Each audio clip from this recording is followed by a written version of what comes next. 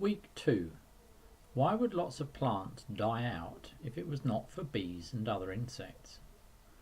If you have read or listened to section 1, then you know that in order for a seed to be made, pollen grains from the stamen need to join with ovules. The ovules are in the ovary, which is at the bottom of the carpel. Somehow the pollen grains need to move from the stamen to the top of the carpel, and then from the top of the carpel down to the ovary. For some plants, it is insects that carry the pollen from the stamen to the top of the carpel. The insects visit flowers to collect a sweet, sticky substance called nectar. They use this as food. As they collect the nectar, some of the pollen brushes onto them, and then, as they fly from flower to flower, they carry pollen with them.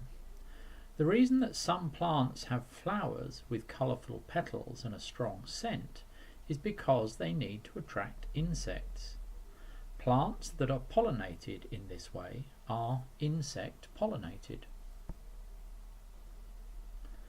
There are some plants that are wind pollinated. These plants do not need insects to carry the pollen grains, so they do not need to have flowers with colourful petals.